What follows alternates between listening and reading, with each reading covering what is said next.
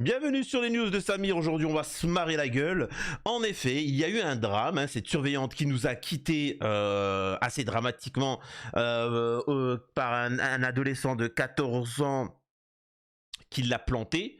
Nous avons le gouvernement qui a proposé des lois pour stopper ça, et c'est juste à mourir de rire. Moi, je vous dirais, c'est qui le verrait coupable de ce drame-là. Il s'appelle Montessori. Hein. Donc, je vous le dis, pour ceux qui ne connaissent pas qui est Montessori, je vous expliquerai ce que c'est. Hein. Et c'est à mourir de rire parce qu'on nous explique que c'est la faute des réseaux sociaux, sauf qu'on apprend que le mec qui a fait ça n'utilisait pas les réseaux sociaux. On explique que pour lutter contre ce genre de drame, tout simplement, il faut qu'il y ait des contrôles au portique dans des sacs à l'entrée des écoles, sauf que le drame qui a eu lieu, justement, il y avait ce genre de truc mis en place. Donc, si on met ça en place partout, ça ne changera rien. Enfin, on va se barrer. On va se barrer. Juste avant, je vous invite à vous abonner et ne pas hésiter à faire un don, même si je sais pas pourquoi je le répète vu que les gens ne le font pas, c'est pas grave. Hein. Alors, ça va être très intéressant. Surveillant, tu as à nos gens ce qu'il faut retenir de la conférence de presse du procureur. C'est juste exceptionnel. Je le rappelle, cette dame... alors, c'est important de comprendre le contexte. On est devant un collège... Je suis le seul à vous dire réellement ce qu'il en est, qui est le véritable coupable. On est devant un collège, il y a un portique de sécurité pour vérifier s'il n'y a pas des armes qui rentrent au collège, et il fouille. Il y a des gendarmes. Vous avez les gendarmes, ils fouillent les sacs. À ce moment-là, il y a du personnel et il y a cette surveillante. À ce moment-là, là dans la file d'attente, il y a Quentin qui vient, qui sort son couteau et il décide de planter, tu vois, la surveillante. C'est dramatique, etc. Le problème du gouvernement, c'est de dire, il faudrait mettre devant les écoles des gendarmes. D'autres disent non, ils devraient interdire les couteaux. Moi, vous savez, moi j'ai une solution très simple, hein, tu les mets à Walp. Vous savez ce que vous faites?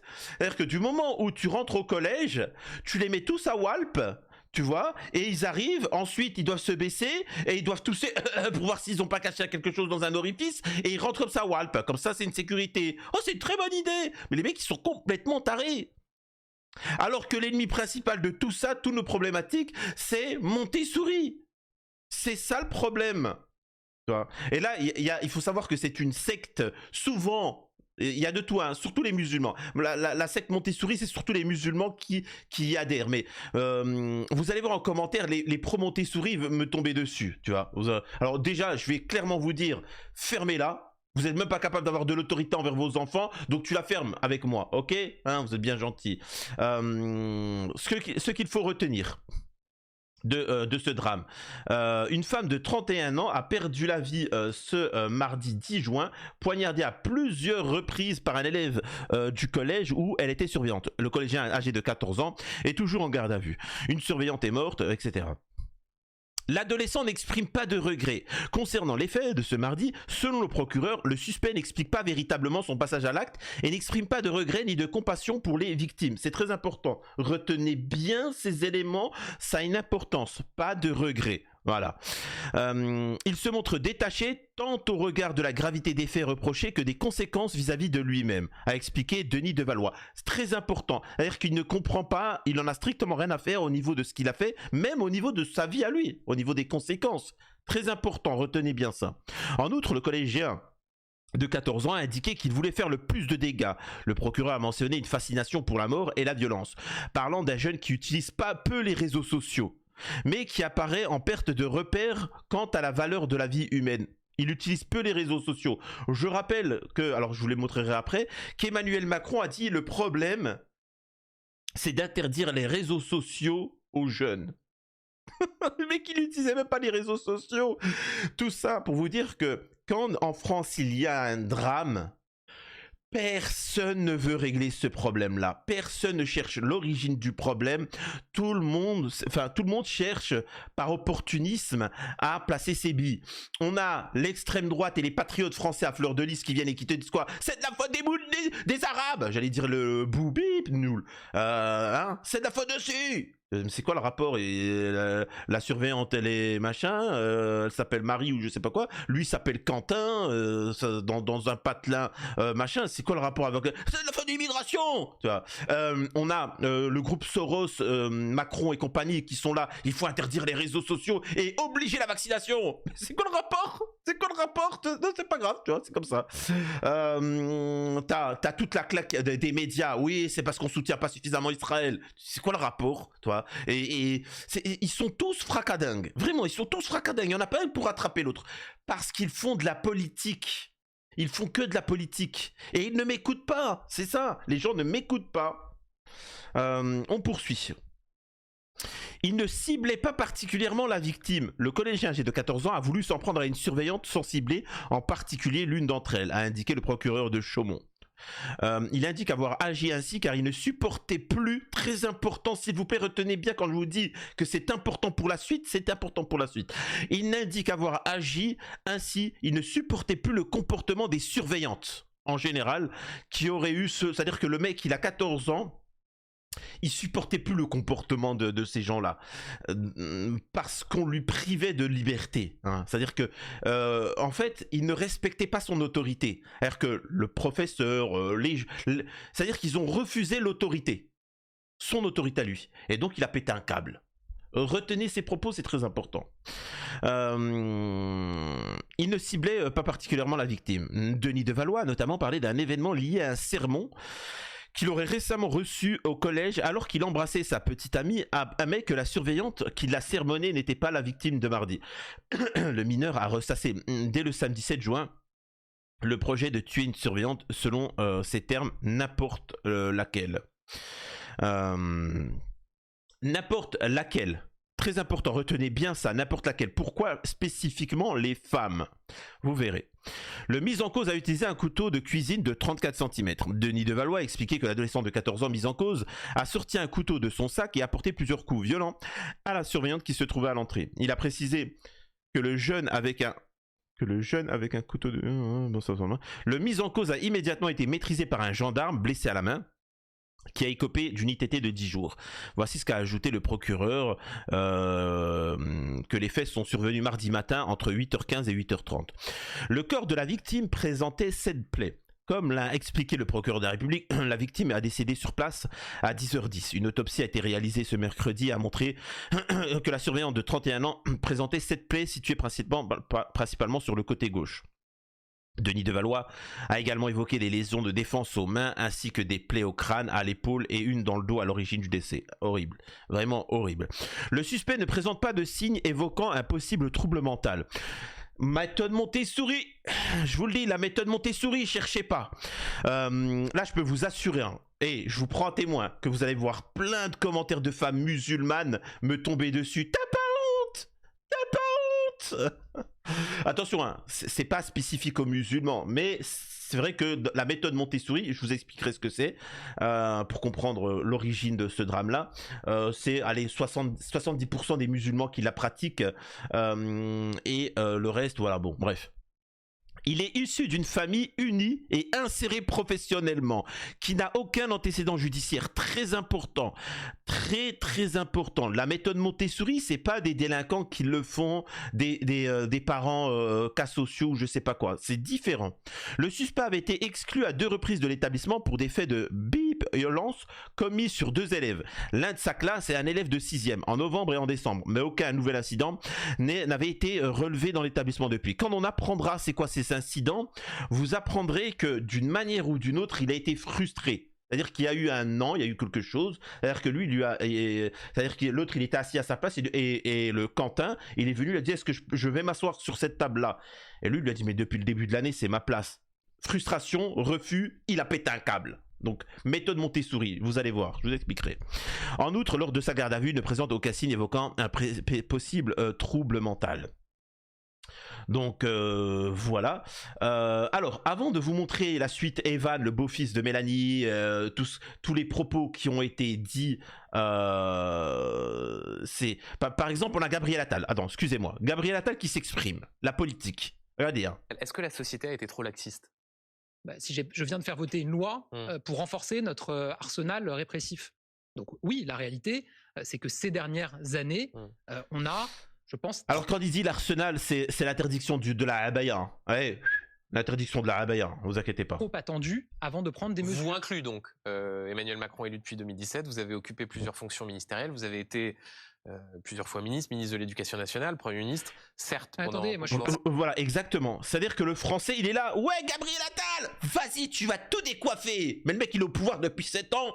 Depuis 7 ans, il est au pouvoir et rien ne change. Je le répète, hein, si vous voulez parler politique, je refuse que vous me parliez politique, à part si vous me parlez du RN, que vous pouvez critiquer le RN ou la France Insoumise. Si tu me parles de tout autre parti politique, c'est que t'as un guignol. T'as un guignol. Parce qu'ils ont été au pouvoir et ils n'ont jamais rien changé les choses. Tu peux critiquer la France Insoumise comme le RN, mais c'est les deux seuls partis qui n'ont pas été réellement au pouvoir. Et donc, en tant que tel, voilà. Mais c'est quelque chose qui est au-delà de la politique.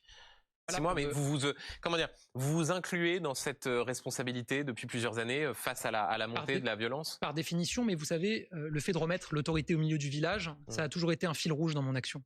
J'ai été nommé ministre de l'Éducation nationale. Là, il fait de la propagande, tu vois. Il n'explique pas c'est quoi le problème, quelles sont les solutions. Il est là, moi, votez pour moi. À l'été 2023, première décision que j'ai prise, j'ai changé les règles pour qu'on puisse maintenant exclure des élèves du premier degré à l'école primaire qui font peser un risque sur la sécurité de l'école. C'était pas possible avant de les changer d'établissement. J'ai pris ce décret dès mon arrivée. Alors quand il dit qu'il faut virer des élèves de l'école primaire, c'est ceux qui n'ont pas fait, tu sais, qui n'ont pas parti à la synagogue et pleuré sur le mur des lamentations, hein, je précise. J'ai été nommé Premier ministre en janvier 2024. La première chose que j'ai dite, c'est qu'il fallait précisément remettre l'autorité au milieu du village. On a travaillé pendant 6 mois avec mon gouvernement et la loi qui vient d'être adoptée. Et il interdit la abaya, c'est tout. Donc voilà, donc là, il intervient, il dit qu'il faut interdire la abaya et cette fois-ci, peut-être que ça fonctionnera. Très rapidement, le président du SNLC alors le problème c'est les jeux vidéo et les réseaux sociaux. Voilà, on a un individu qui vient, il est tout content, tu vois, il est invité, il y a pas de souci, hein. Lui il est soutenu, il est payé, hein. Il est payé avec vos impôts pour vous dire ça. Morte hier. Allez. On ne sait absolument pas si les réseaux sociaux ont joué un quelconque rôle dans la mort de ma collègue. On a une enquête qui est en cours, mais on a déjà les solutions pour éviter que ça se reproduise. Mais en tout cas, on sait que plus globalement, vous avez raison, l'enquête est en cours pour ce cas précis. Mais... C'est-à-dire qu'on a un abruti de professeur de français à qui on demande d'expliquer des problèmes de société. Mais occupe-toi de faire de l'orthographe, tu seras déjà bien gentil, ok? Le mec, il est en train de te dire, ah, c'est la faute des jeux vidéo.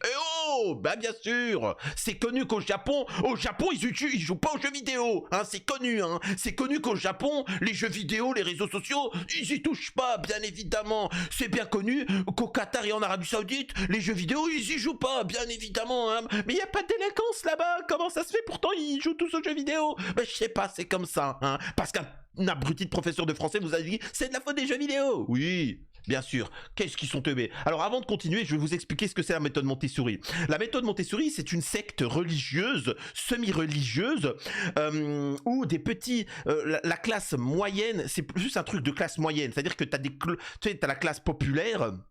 Il y a la classe des riches et on a la classe moyenne. C'est souvent des gens qui sont issus de milieux pauvres, qui s'extraient de ce milieu pauvre et qui décident pour leur enfant, ils essaient de leur donner le meilleur, tu vois. Et ils ne comprennent pas que l'éducation, ça a un sens. Ça fait 1 milliard d'années que l'être humain, il a un système, c'est celui qui sait apprend à celui qui ne le sait pas.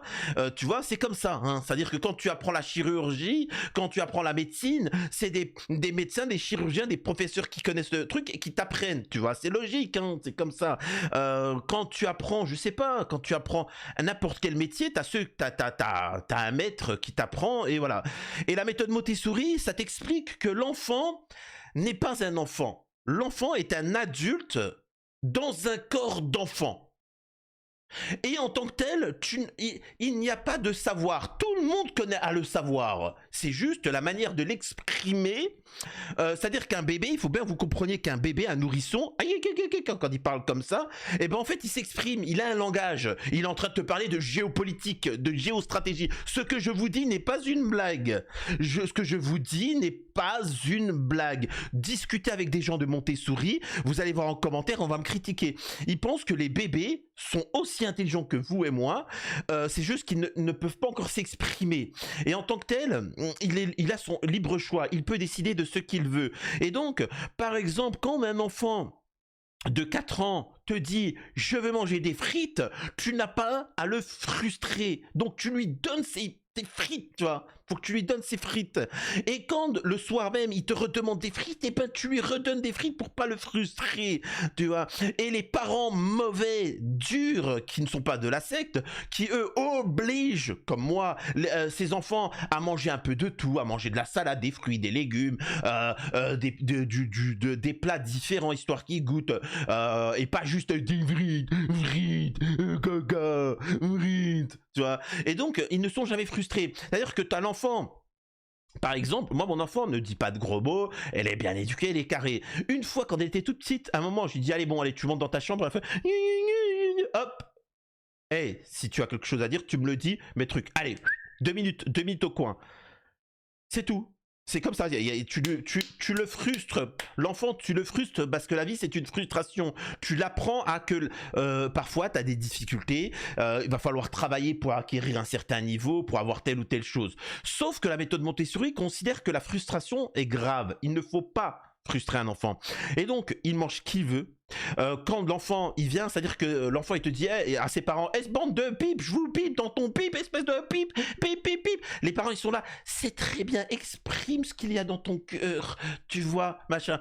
Et donc au bout d'un moment, ces enfants Montessori, quand ils grandissent, je répète, ce n'est pas anodin ce que vous avez lu dans l'article, le procureur quand il a dit, il n'utilise pas les réseaux sociaux, parce que souvent la méthode Montessori, ils sont très, new age, tu vois, très new age, attention, la technologie, etc. Et donc, forcément, l'enfant n'a jamais connu de frustration du moment où tu opposes un an ou autre, il pète un câble. Il comprend pas. C'est-à-dire que là, la surveillante, elle lui a dit, excuse-moi, tu ne peux pas faire ça dans l'enceinte du collège.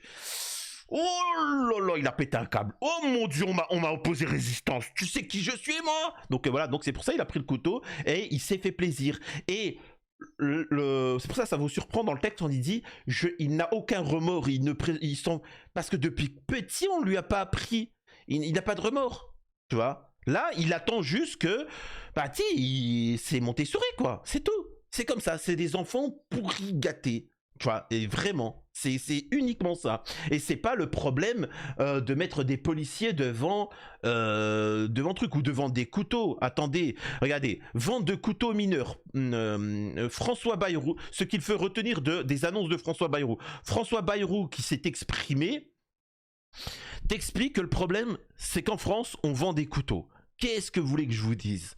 Mais vraiment, qu'est-ce que vous voulez que je vous dise? On a la certitude qu'on est devant une épidémie. Le Premier ministre François Bayrou a pris la parole mardi 10 juin, après la mort d'une assistante d'éducation à Nogent en Haute-Marne, Mélanie G. Pour François Bayrou, il y a 2 choses à regarder, sur lesquelles agir. Les armes et ceux qui portent les coups. Il promet l'interdiction d'armes blanches aux mineurs. Mais je crois même que c'est interdit pour les adultes aussi, déjà depuis de longues dates. Pour l'instant, il n'y a que les poignards qui sont interdits, explique-t-il, affirmant vouloir que tous les couteaux qui peuvent constituer une arme soient également interdits aux mineurs. Mais comment tu vas interdire ça? Le mec il va dans la cuisine de ça. En plus, voilà, on apprend que l'adolescent qui a fait ça, il a pris le couteau dans sa cuisine. Dans sa cuisine. Donc en fait, tu vas interdire ça comment? Ça n'a pas de sens. Mais ils vous prennent pour des cons. Mais de toute façon, ils ont raison. Ils ont raison. Parce que les gens, ils sont teubés. La vidéosurveillance n'aurait pas eu de sens dans le cas de Nogent. Les gendarmes étaient là à l'entrée de l'établissement en train de vérifier les cartables des élèves. Donc voilà. Donc il y en a qui nous disent... il faut mettre des portiques de sécurité, des gendarmes devant toute l'entrée des écoles. Mais c'est déjà le cas. Dans cette affaire, c'est le cas. On voit bien que ça n'a servi strictement à rien. Le problème n'est pas ça. Qu'est-ce que vous voulez que je vous dise? Mais encore une fois, vous verrez. Écoutez ce propos de ce collégien. Il avait un comportement violent. C'est le fait qui explique les 2 sanctions qu'il a eues. Sinon, non, j'ai pas les mots pour dire pourquoi il a fait ça. On m'avait dit aussi, puis même la prof d'anglais avait dit que c'était un cinglé parce qu'il avait étranglé un 6e. Et, il a étranglé un 6e. Je vous le dis. Le 6e a dû le frustrer d'une manière ou d'une autre et il a pété un câble. Et pourquoi il s'attaque spécifiquement à plus faible que lui et une femme? C'est que justement ce genre de personne-là, il n'a pas été éduqué dans l'autorité, les valeurs. Quand tu es éduqué dans les valeurs et ainsi de suite, il y a quelque chose qu'on t'apprend, c'est déjà on ne tape pas plus... C'est bête, hein. C'est-à-dire que c'est comme ça, mais on ne tape pas plus faible que soi. C'est trop facile. Tu ne touches pas une femme. Tu ne touches pas un homme, à une femme ou à un enfant. C'est des valeurs qu'on t'apprend, tu vois. Quitte à te battre, barre-toi avec quelqu'un qui a ta carrure au moins. Et donc, cet individu-là, les Montessori, c'est vraiment des raclures. Hein. Les enfants Montessori, c'est vraiment des raclures. C'est-à-dire que le mec, voilà, il a frappé des mineurs ou une femme avec un couteau. Pathétique. Voilà. Jamais au grand jamais, quelqu'un de sa taille ou de son niveau, il n'a pas voulu viser le gendarme, il n'a pas voulu viser tout ça. Non, il voulait viser les surveillantes, les femmes. Il avait mis un coup de poing à la figure à un camarade aussi, parce qu'il n'a pas été suivi par un psychologue ni rien. Il n'a pas été exclu, moi pour moins que ça, oui. Et lui, non, il aurait été un... Moi, pour moins que ça, j'ai été exclu, lui, il n'a rien eu du tout. Méthode Montessori. Je vous le répète, méthode Montessori. Et il faut déglinguer cette méthode-là qui est à l'origine de tous nos problèmes.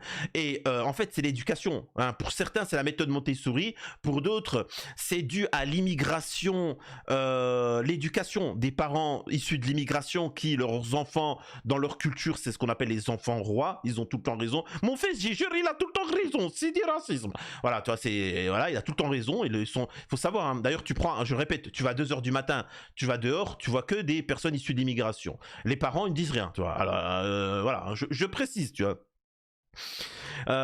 C'est comme ça. Et il faut lutter. C'est une question d'éducation, mais globale. C'est pas une question du couteau. Le problème, c'est pas le couteau. Ma fille, elle utilise des couteaux. Elle l'a jamais fait de mal. J'ai utilisé toute ma vie des couteaux. J'ai jamais. C'est pas le problème. Je joue aux jeux vidéo. C'est pas le problème.